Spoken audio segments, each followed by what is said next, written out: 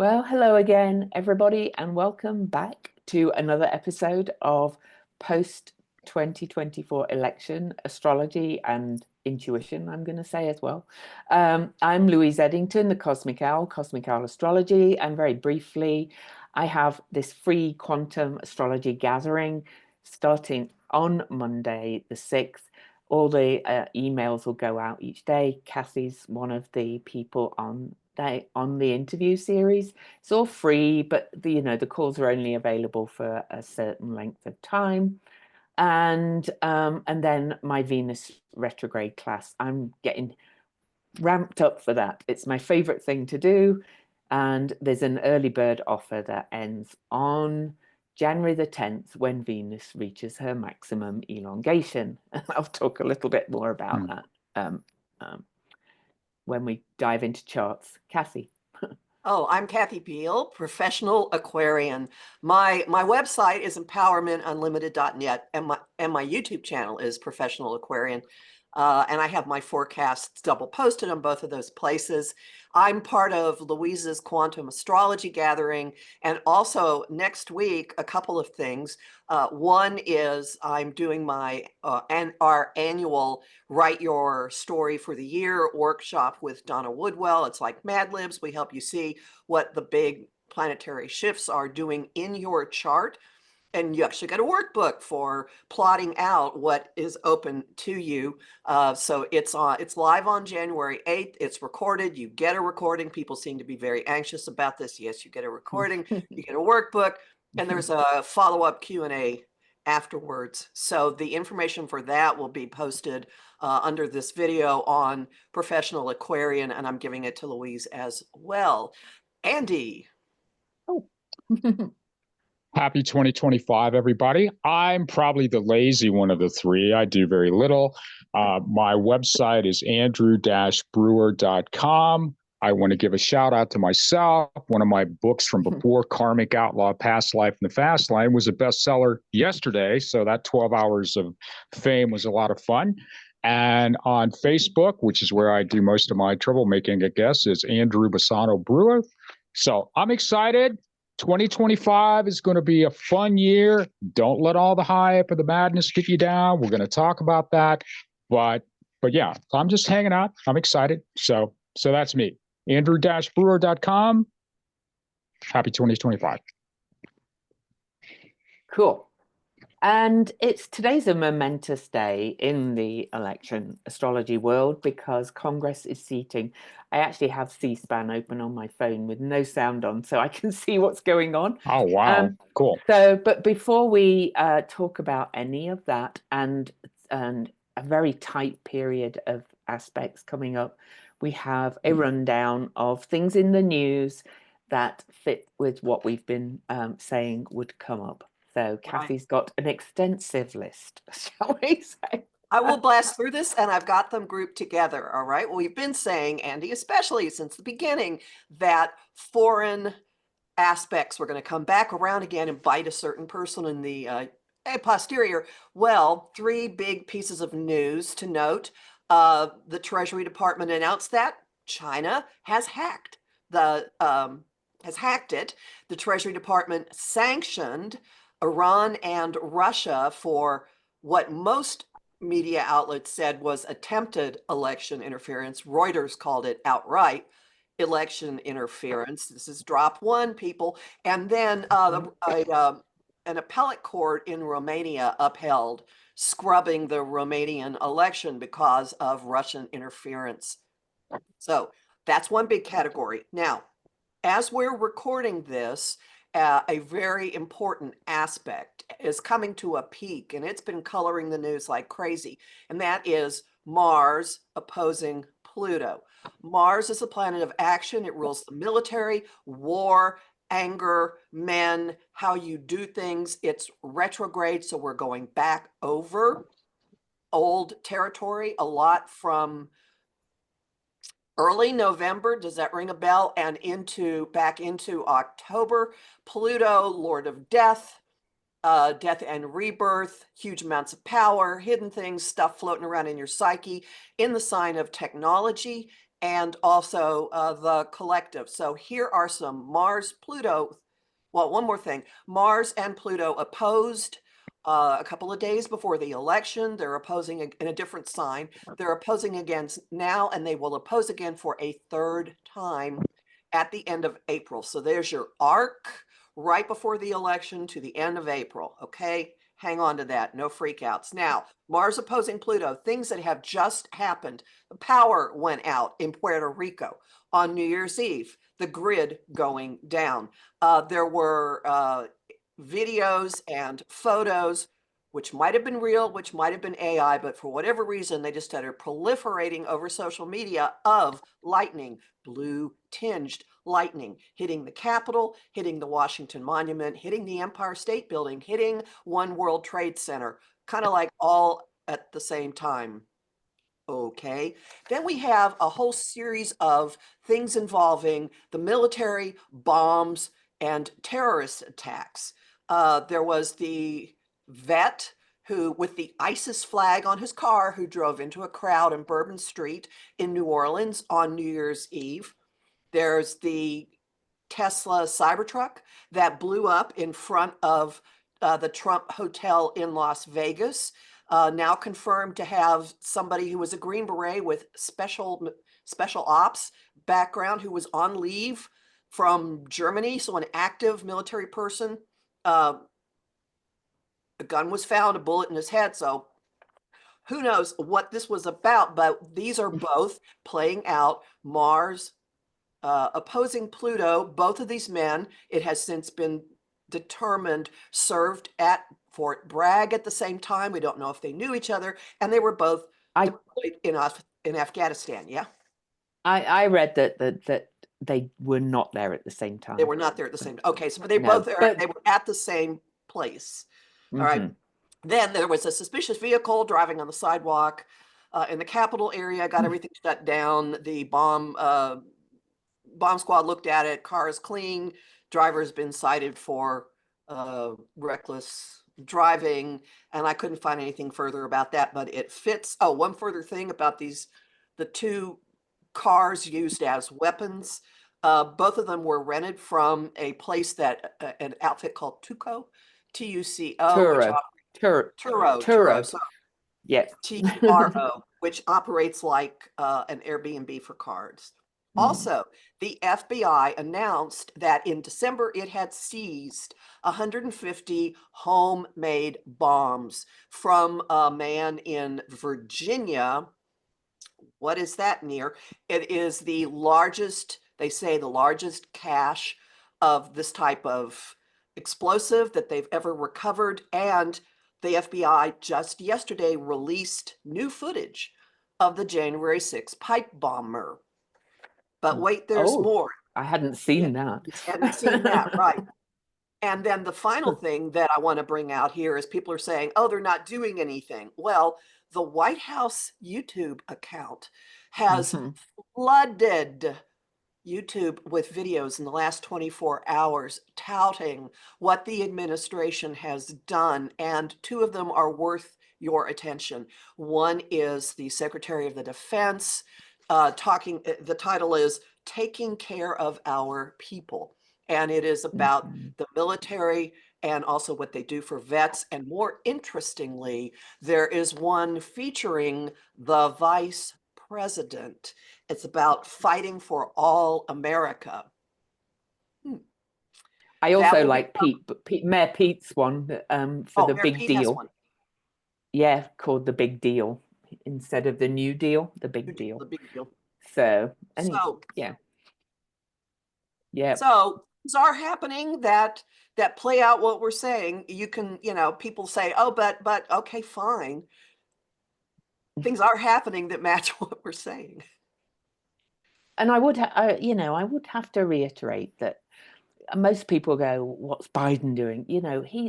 For him to do anything, he has to have irrefutable evidence, proof, or it will just go sideways. And so, I think that's why we have to be patient, and they have to pick the right moment for whatever's coming. So, but I still think something's coming. So, for entertainment purposes, anyway. The aspects of this week certainly support that thought. Mm-hmm.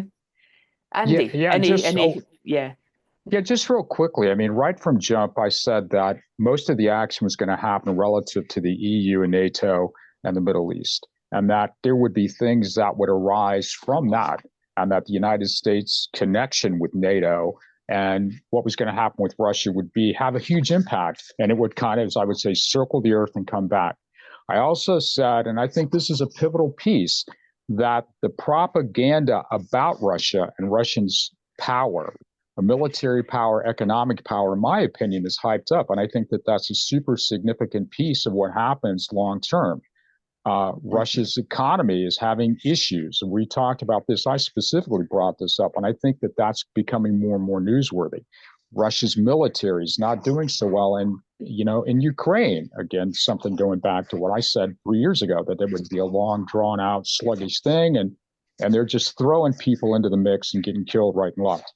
I still believe that it doesn't have to initiate Washington, D.C., for it to have an impact on what happens within the United States. Again, the idea that we are interconnected with all the people around us, all the countries around us, I think is pivotal to how we perceive what is likely to happen moving forward.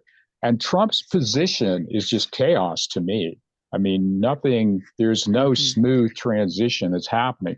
We're waiting now to find out if they get a Speaker of the House and if this moves things along.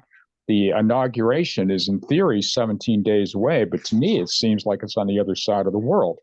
I just don't want people to feel that they're powerless. Again, the whole sort of MAGA movement has been to make people who aren't part of that feel as if they don't have power. I mean, the reason I think that the three of us are doing this is just to suggest we do have power.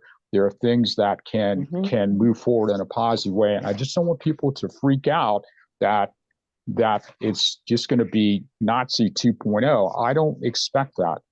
I predicted that this would come back, but I also predicted that it would not take hold.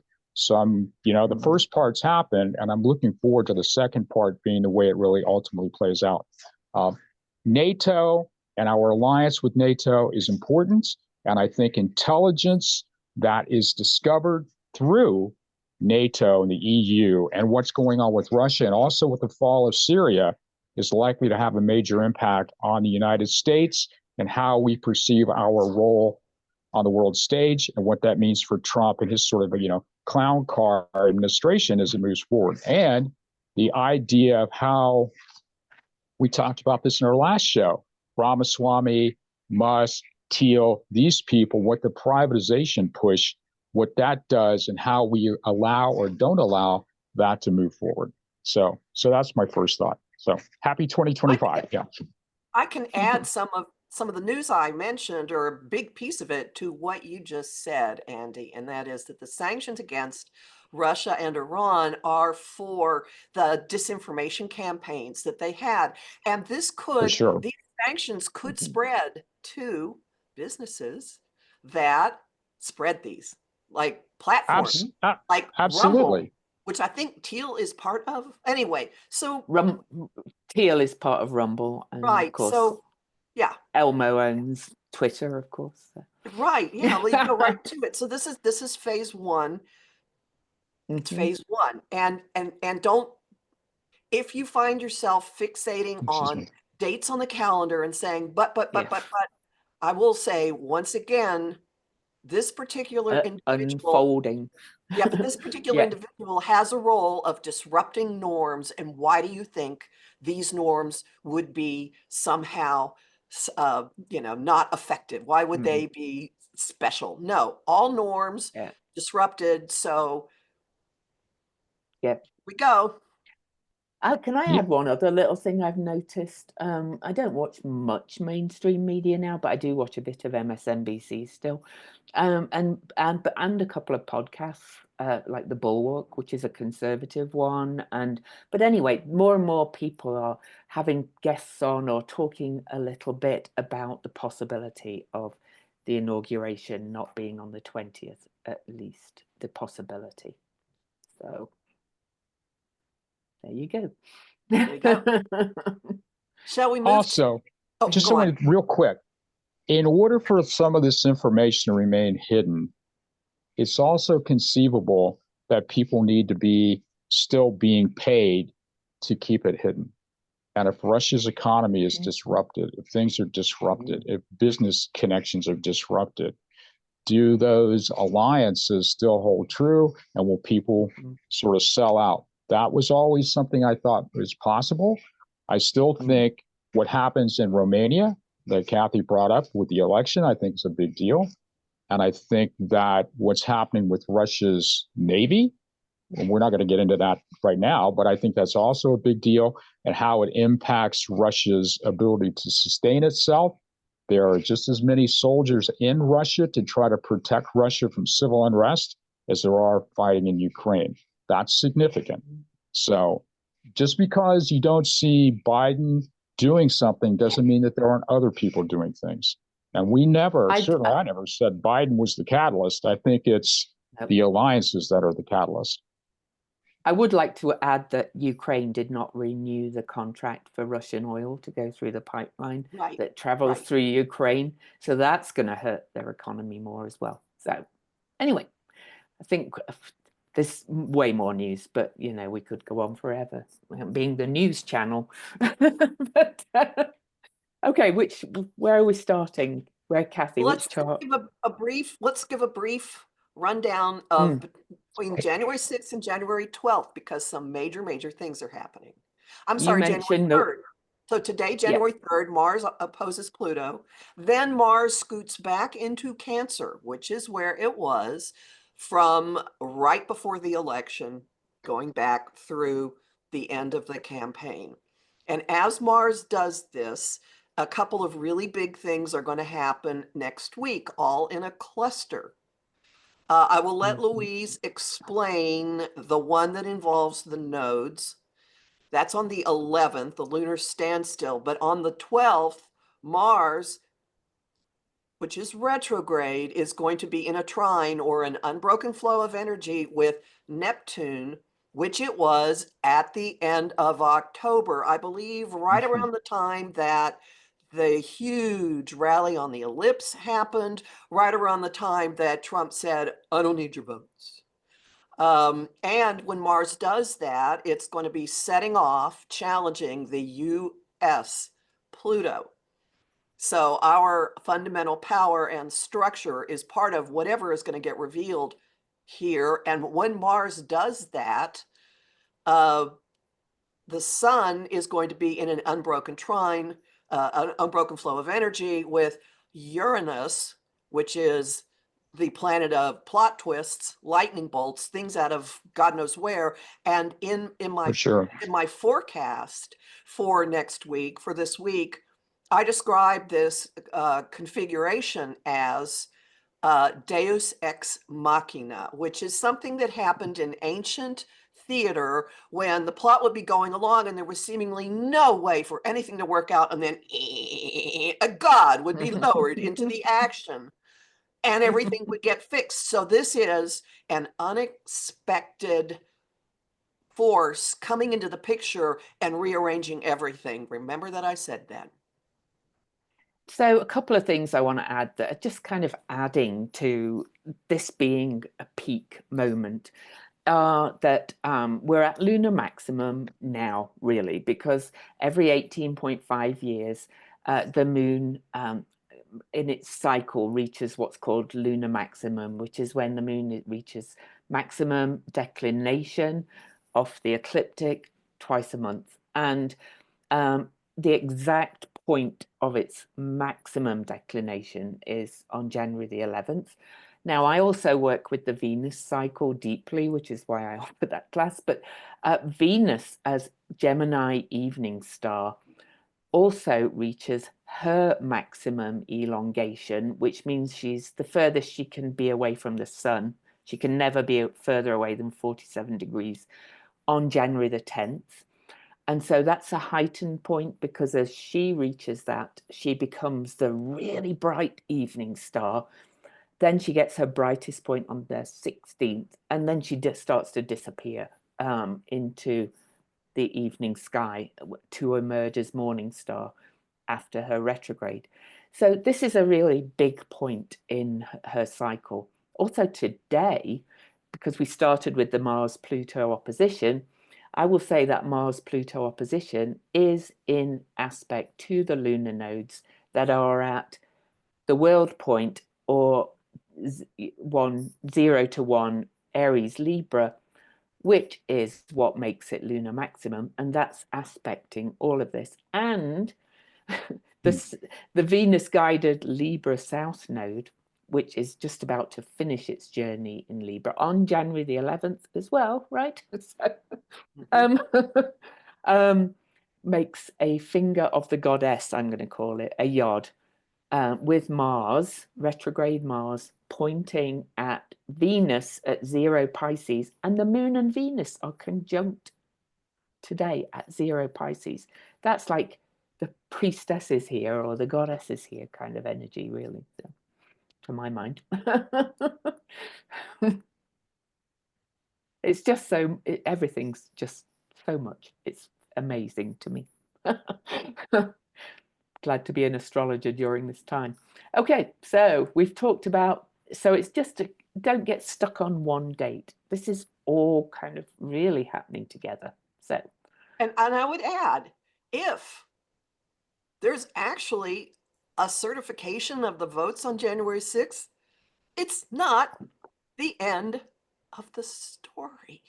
That no, cluster happening between the 10th and the 12th, but especially on the 12th, could have something coming out of left field that none of us have the vantage point to give with a description to you, coming out that just blows everything and knocks it all sideways.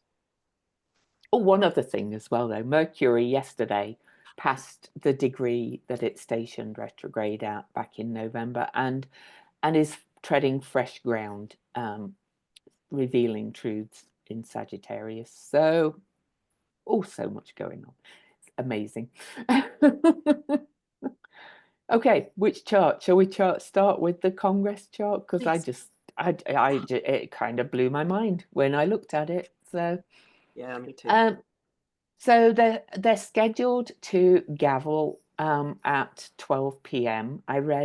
I can see right now that they're all kind of mingling and catching up with each other and things before the formal business starts. And so, but no, I believe they have gavelled. So that would have been at 12 p.m. Eastern. So anyway, this is the chart. And first thing that jumps out at me is this ascendant Chiron.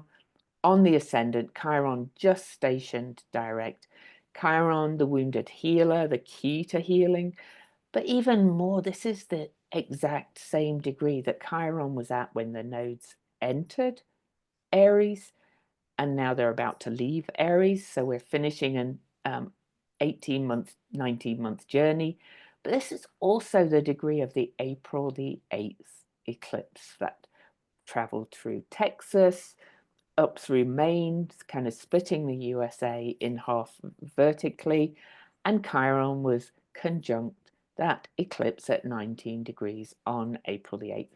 And I haven't looked at the exact history back of the eclipse, but eclipses are big resets, right?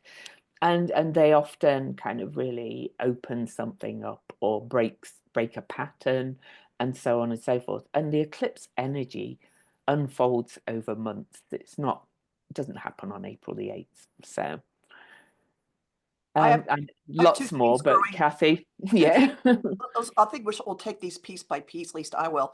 Two things growing out of that Chiron placement. The first one is if this is the personality and the identity of this Congress, this is not, oh, we're all harmonious and going to work things out. This is feisty, fighting, combustive, contentious, and Aries is ruled by Mars, which makes Mars all the more important in this lineup. And Mars is still, Mars is going to play quite a role in a lot of things we'll talk about. Mars is in the part of the chart that deals with the homeland, with security, with the basis of our foundation. And it's moving out of, but still opposing Pluto up there in the 10th. Could I just talk to your thing about it being a feisty Congress?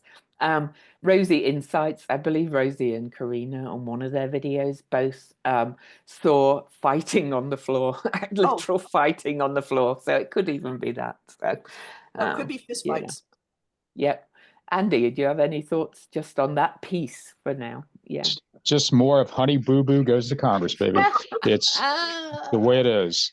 Hillbilly throwdown. Yeah, I would expect that there's multiple speakers over the next 2 years, and it would not surprise me to see some hair pulling and hell raising. As far as having Chiron on the ascendant like that, you would think that this is a time for some kind of healing or a need to be healed. But I do think it's crazy train. I mean, I don't even want to go down this path. Let's just leave it that I think it will get contentious, and I think it's likely to go down some unexpected paths. I mean, it's been a little unusual for a few years. I think it gets more unusual. So, well, my take on Chiron, Andy, is that Chiron opens up the wound and shines the light in, so that then we can see it and heal it. So I do see his healing, key to healing. His symbol is a key, right? So to go, I'm just going to draw some lines on, because I already mentioned that we're under the Mars-Pluto opposition still, and that it was aspecting the lunar nodes, which are at lunar maximum, and we'll move back into Pisces and Virgo on the 11th using the true calculation, which I do, and that there we've got this finger of the goddess, I'm calling it, because Venus is exalted in Pisces, and in those of us that work with the Venus cycle, we use the moon's gates, they're called, for the Venus cycle. This is actually the third eye gate, the gate of intuition at 0 Pisces. And Pisces really is like, interconnectedness, higher love, imagination, creativity, intuition, inner knowing, all those kind of things. And this is just amazing lineup to me. Kathy, you any thoughts on that piece? Oh yeah, I do. Yeah. So Venus and the moon conjunct at the very beginning of Pisces really heightens the feminine, receptive, female-focused part of this. So if you're out there worried that this Congress is going to steamroller women's rights, they could still be kind of in the martyr and victim and sacrifice role, because 11th house is the house of Congress. But they're also the way things are supposed to go. Mars, which rules the ascendant, Mars, which rules Chiron, because it rules Aries, is in an adjustment aspect to Venus. And so taking apart, just leaving the yod aspect of it out, leaving the finger aspect of it out, that Mars, Venus, Moon adjustment aspect to me says there's got to be an adjustment between a man and a woman. This is one of many cosmic clues I see that support what we have been saying about where this election is going, or what really happened. Just to add to that, of course, as you already mentioned, during this period we're looking at, Mars will move back into Cancer, which is the moon's sign too. So, right, this is. So when you add the South Node in Libra to it, there's something about men and the legal processes and the way they have been giving way to that Venus Moon configuration. And it's tight also. It's less than half a degree apart.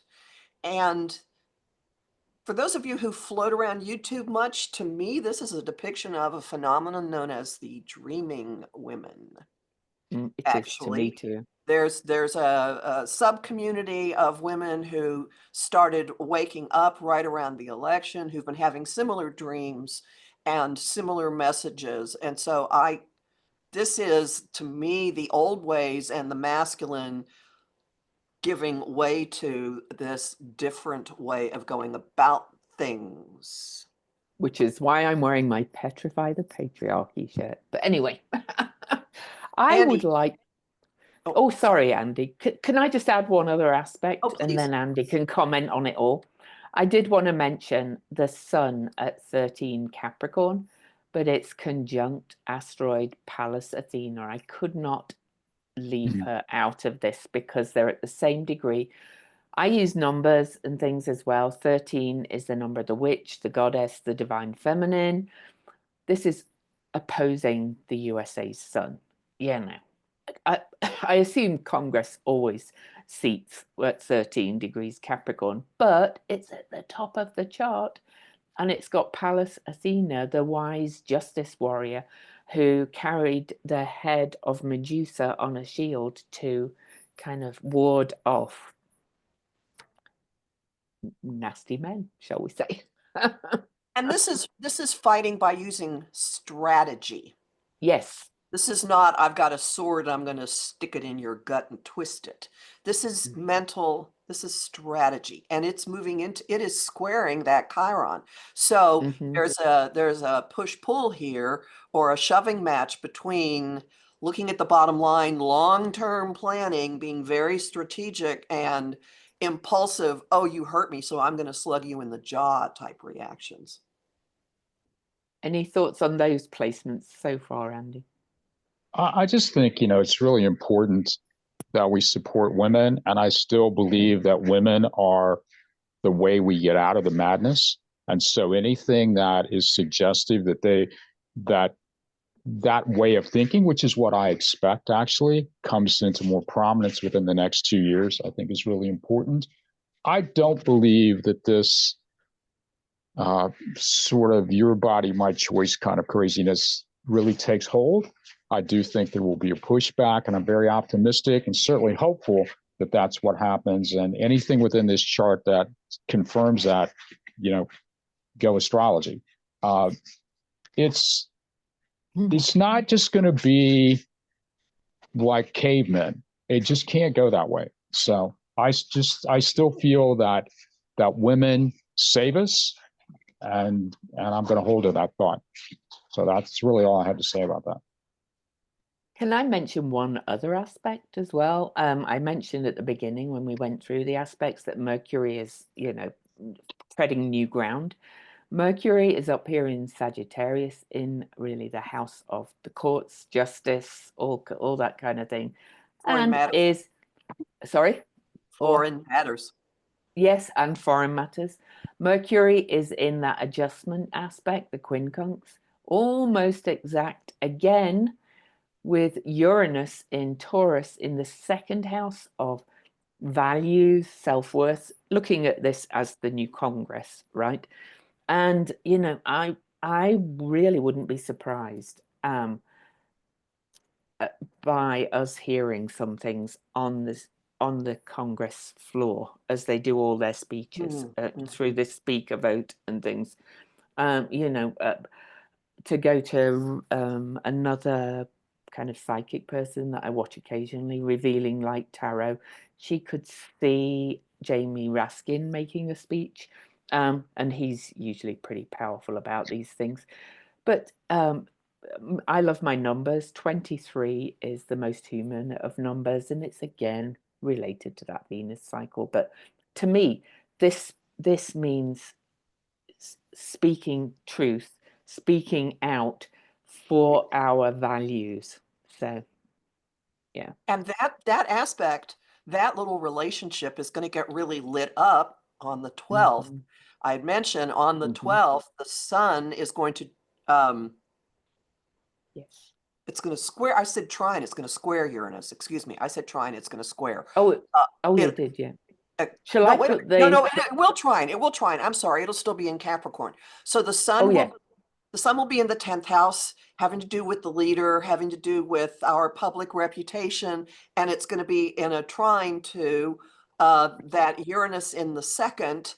And so something that starts, some information that starts possibly on the floor today It could have to do with the 14th Amendment talk. There's no telling where, but it will involve foreign things.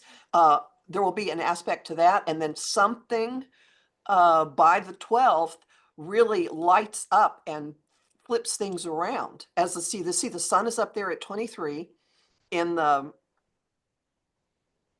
10th house, and it will be exactly so this conjunction is exact very early on the 13th, but these types of things tend to start triggering as they're building.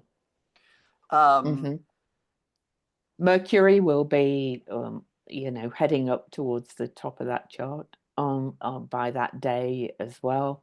Mercury, news, communication, still in the 9th, foreign lands, also, justice, judgments, things like that.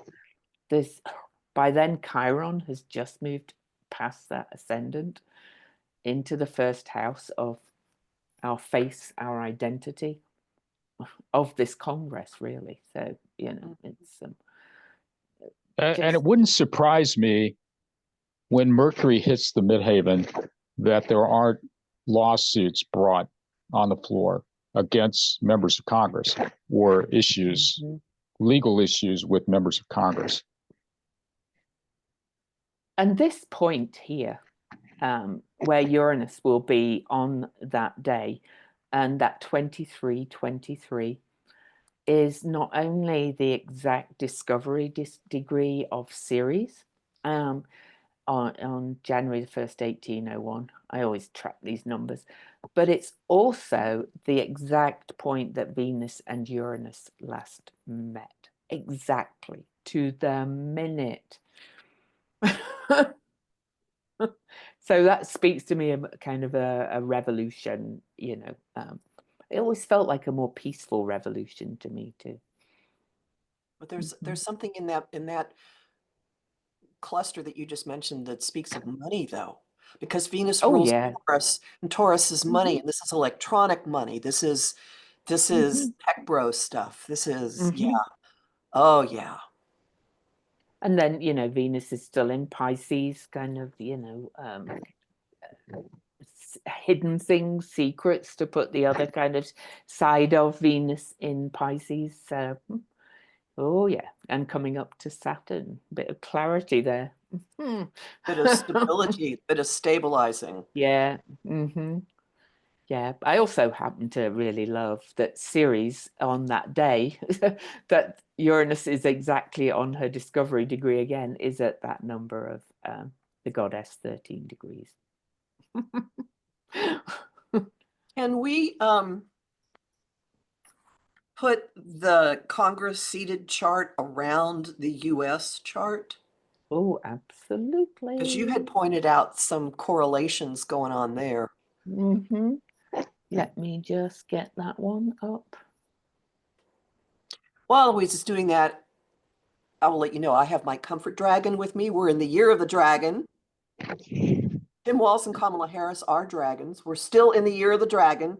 I've got a dragon. Louise is wearing the shirt with the symbol of the next Chinese year, which is the snake. But yep. I didn't realize it was Dragon Day, but I actually have one right here. So I feel like I'm part of the group. My daughter got me this. Hi. So looking at when this new Congress was gavelled in today, just a little while ago, less than an hour, Jupiter is almost exactly on the descendant, and we can look at the houses where all this 0 degree stuff is going on as well.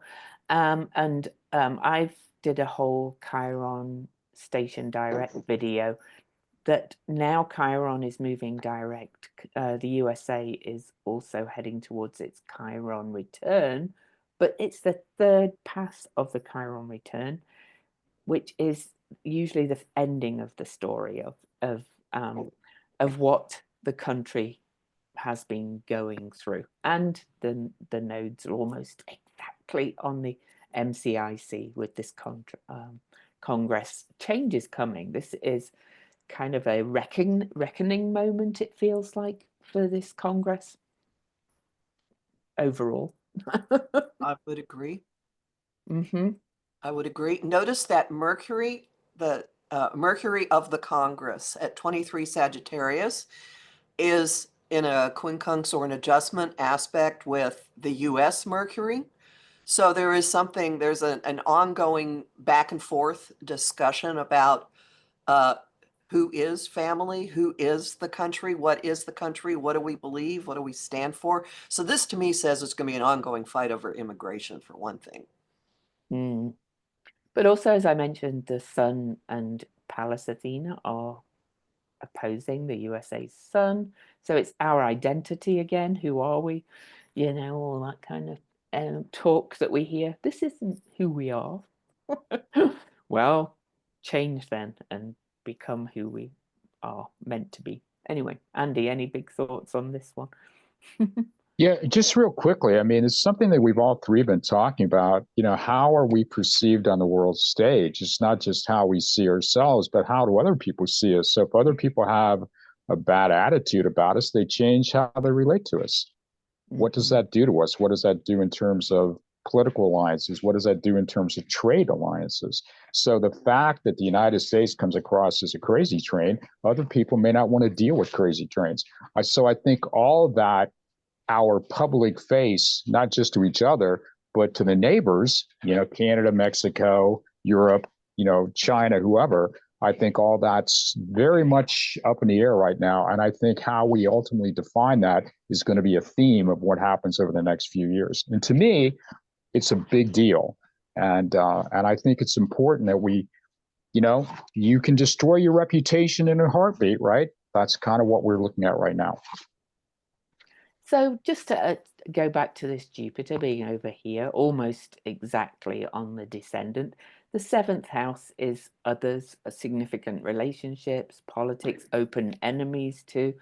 And Jupiter retrograde, Jupiter is the ruling planet really for the USA and is revealing truths. And because this is the Congress's chart and Mercury rules that Gemini and is in the first house, I really kind of think some truths are going to come out in this speaker battle and the all this kind of stuff about the um, certification of the presidential election.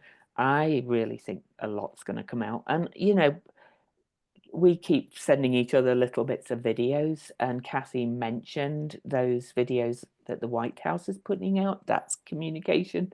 I would also say Biden giving those medals out yesterday to people like Liz Cheney was signaling something as well, giving Oh, a excellent message. point.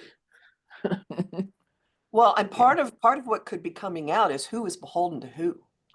Yes. Who is beholden Yeah. to who? Yeah. Yeah. So, it's there are some really powerful connections here. And yet the story is not completely over yet. Of course, there's going to be resistance. And, on another one, Donald Trump's organized a rally on, January the 19th. Like, why? In DC for 20,000 people. And we haven't got time to go that far out because at the moment, this is a very compact time. But I think we'll probably look at that. Do you think in Oh, the later, yeah. upcoming? Yeah. Well, since you Hmm. mentioned that, there's one other big event that's going to be happening, and that is the state funeral for Jimmy Carter on Oh. the 9th. So Hmm. that's a major event with the flags flying at half mast for 30 days. And that is then followed by these 3 days, 10th, 11th, 12th ish, of really major out of left field, who knows what. Mm. Maybe, who knows? This is complete speculation on my part. Maybe big announcements are going to be delayed until after we give respect to President Carter. I don't know. Could be. I don't know. But something could, there are many points where bits of information could erupt like car bombs, all right? Those bombs are symbolic in Hmm. some way. information coming in burst, and then a big one that knocks everything sideways. And it knocks it sideways before the inauguration. I'm going on record as saying that. I think so, yeah. So I thought, just for fun, we won't spend ages there, but Jimmy Carter's birth chart I happen to have in my files. And his Pluto is at 13 Cancer on the USA's sun. And today, the Congress, the Sun, and Pallas Athena are opposing his Pluto. Oh, there's lots of Mars is about to go back to his midheaven. And there is some evidence from a lot of astrological study that charts live on after the death of the person, and especially at this soon, you know. And I think it's well known that he was determined to stay alive to vote for Harris.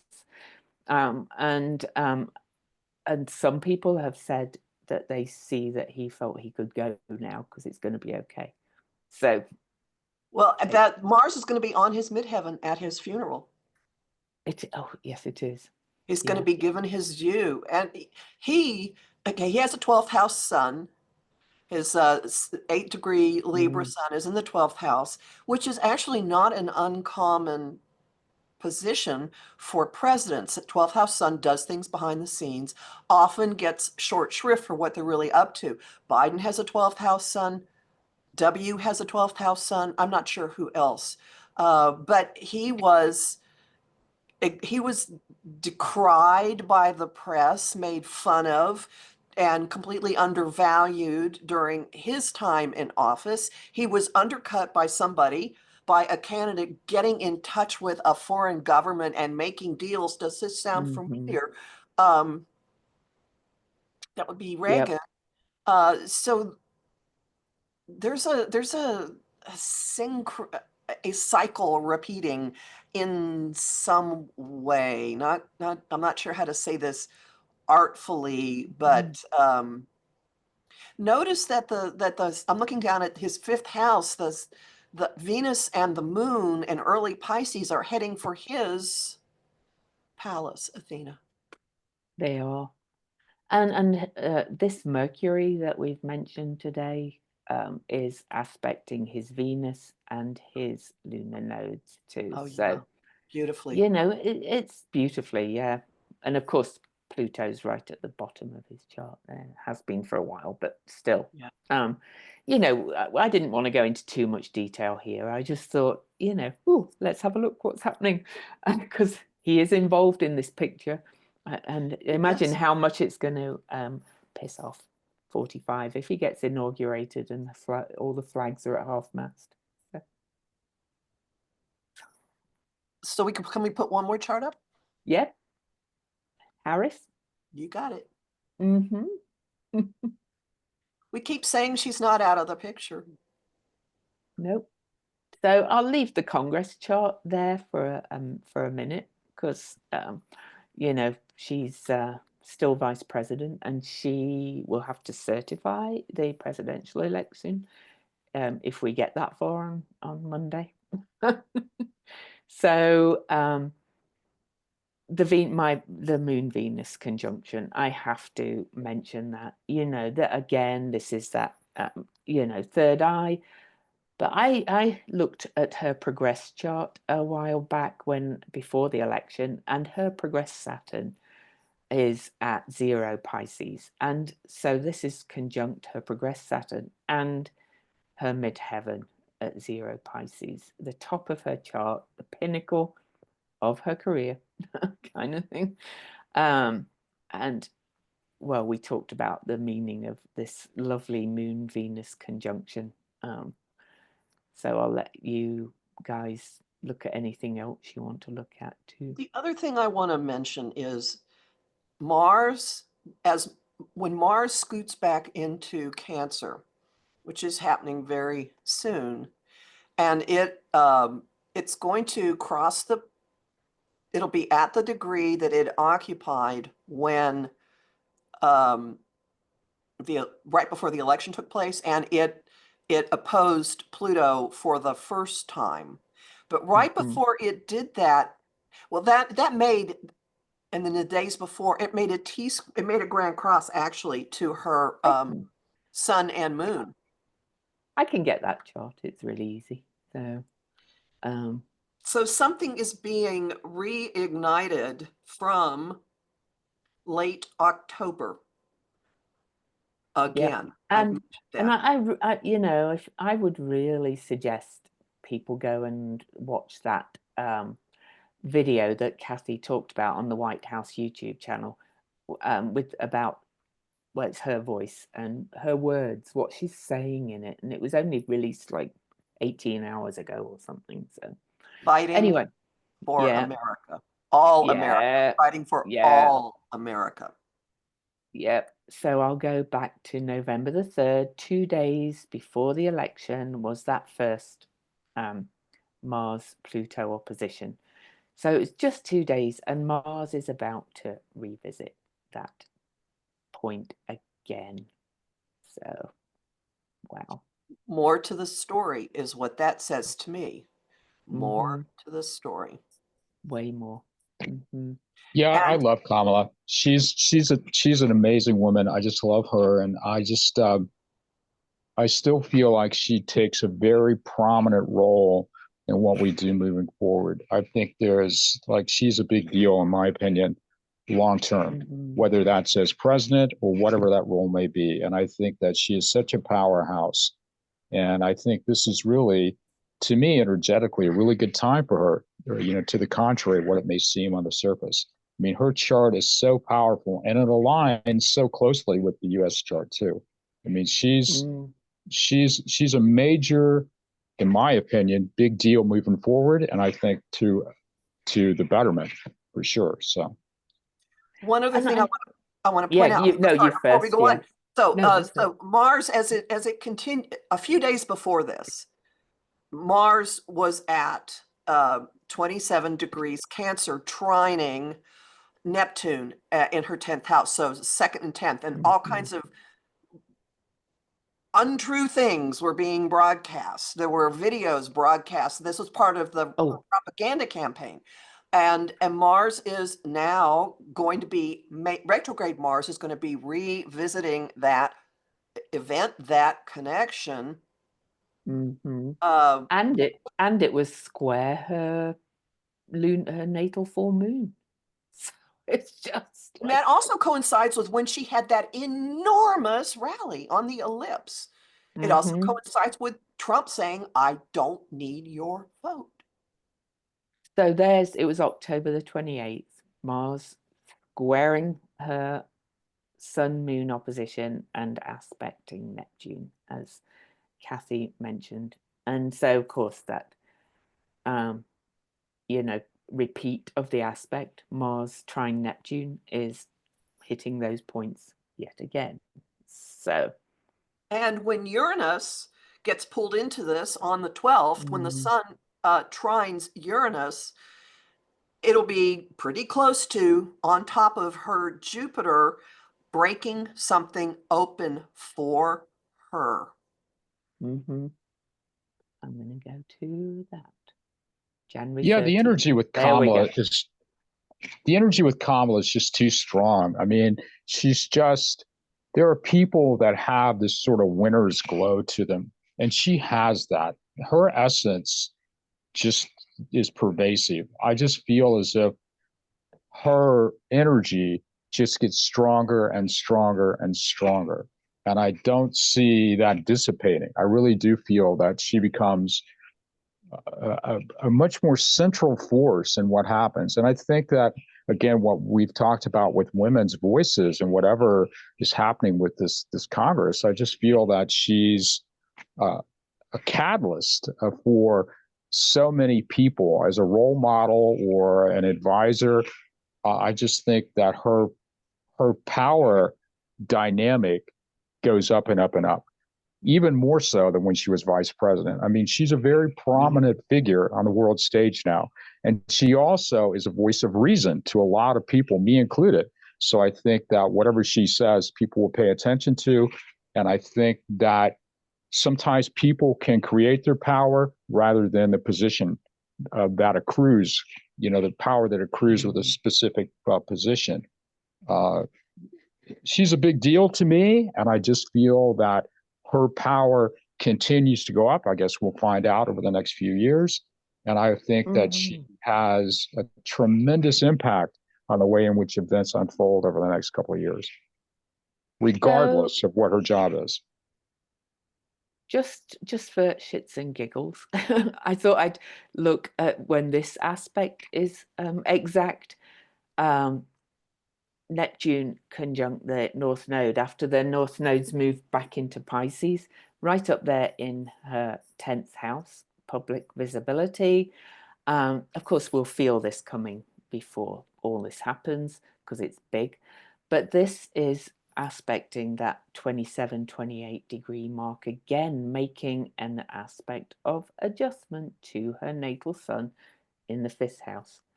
And head explosion.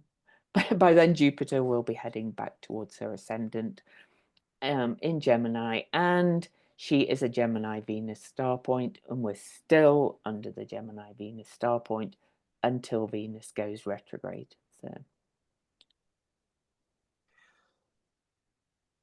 on January 20th, Venus and Saturn will have just conjoined in the 10th house of the inauguration chart, which could be a delay in a woman leader. oh yeah. So we're not just blowing smoke here, people, okay? There are aspects continuing to go on and on and on that... And this... Oh, and it's backed on the 18th. Oh my God. And it pulls in her change agent signature. Yes, it really does. Oh my goodness. And the moon, the people is conjunct the South Node on that day because the moon will move forward a little bit more. So and that's all over Hucking Jeffrey's chart too, by the way. Oh wow. That Virgo configuration. We looked at him in the last video, if you're just not catching this. Yeah. So, there's so much to look at here, but to my mind, the astrology just kind of speaks Madam President to me. She's a huge, by March and April, she's a huge deal. She's a huge deal. Yeah. And somebody else is having things just blow up and collapse. So March is a terrible, terrible month for the person who's acting as if he's going into the White House. And by the way, if he were doing that, why is he holding a rally on January 19th? And why is the White House issuing all these "look at what we did" videos if it's a lame duck administration? And why crown it with putting the vice president front and center? I challenge you to go find that White House, go to the White House YouTube channel, and there is one that spotlights Kamala fighting and urging everyone to fight for the good of all. And why would they do that? To my mind, all this cluster of Pisces at the top of her chart is speaking about, we're in this together. Yeah, which is what she keeps saying. Yeah.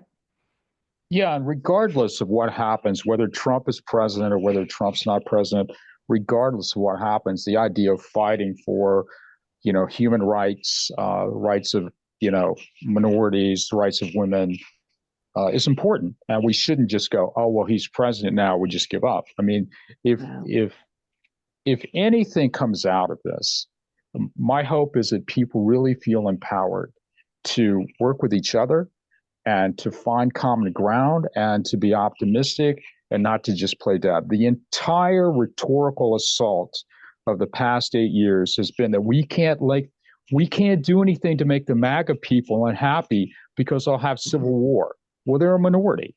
We have collective power. I don't want people to forget that. Remember that we have a common bond with one another. There are lots of things that can be accomplished regardless of who is president. There are a lot of things that can happen through concerted collective action that can make a change. And I still, in spite of everything, am super optimistic about 2025. I just feel that things get better as opposed to going into some, crazy regressive kind of state. I just don't feel that the collective emotional template of the United States will support that. I'm still an optimist, and I hope that people don't give up. And I'm still not sure happen. I'm still not sure he's going to be inaugurated or not. But the energy is very kind of chaotic and mutable.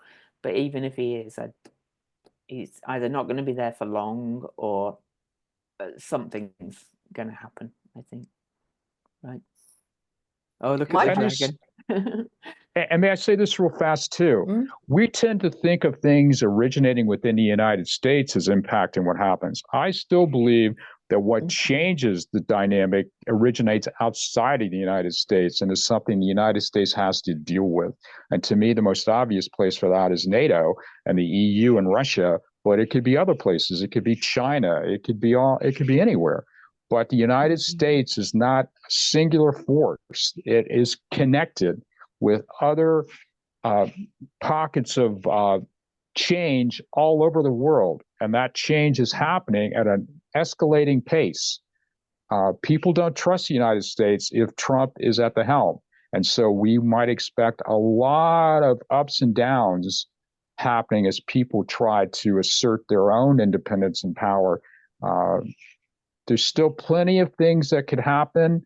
So again, for me, I'm just like, wow, it's going to get wild. And I think it's been wild. And my guess is it continues to stay wild for a while. So my parting words would be, don't attach to any single thing that happens in the next few days. All right. Don't assume that anything that happens is the end of the story, because I don't think we have the vantage point to know really what's happening at all. And the astrology indicates that there's a lot more that's going to shake things up, and definitely the weekend of the 12th, something that we cannot foresee now, which would fit what Andy's been talking about. I would not be surprised if there isn't something that has an international point of origin that just comes and changes the playing field so that it can't be argued with. And my intuition screams that it's to do with election interference and how it happened. Yeah. So, any last thoughts, Andy? Apart from do your self-care, the usual. Kathy's message. Popcorn. I've said it for a long time, and I say it again. I do not think that Trump and MAGA matches the United States. And typically the dominant energy moves events forward. So and truth ultimately has a weight to it. You cannot live on flat earth and, alternative facts forever and get very far. The truth will come out. And I'm still of the mindset that more people are kind and friendly and want nice things for everybody, and that this push will not take place. It's obvious that what Trump says is lunacy, outright lies more and more. Like this guy that was born in Texas, was in the Army for 10 years, being an immigrant from somewhere. I mean, I assume he had cats and dogs on the way to New Orleans. I don't know. It's absurd. I just don't want people to feel powerless. I'm an optimist, and I've said some stuff in the past that nobody wanted to hear. But right now, I really do feel super enthusiastic about the way things unfold. We have collective power. You have individual power. Make this the most badass unicorn year ever for yourselves, but together we can still do really good things. And I also want to thank Louise for my present. Thank you so much. Oh, I'm surprised you're not drinking from it on camera. Next time you can do that. Next time, because I am a badass unicorn. That is true. Thank you. Yes. So, I think probably while all this chaos is happening, we'll continue to meet twice a week, but probably, after the inauguration date, because we're all so busy as well, we'll probably go back to once a week, because I think things will slow down a little bit, because of the astrology, there's less astrology heightened stuff happening. So, but until next time, do your self-care, look after you, yours, show yourself love, live in the world you want to be in, play like a rebel. For those. All right, see you next time, guys. Bye. Bye-bye, everyone.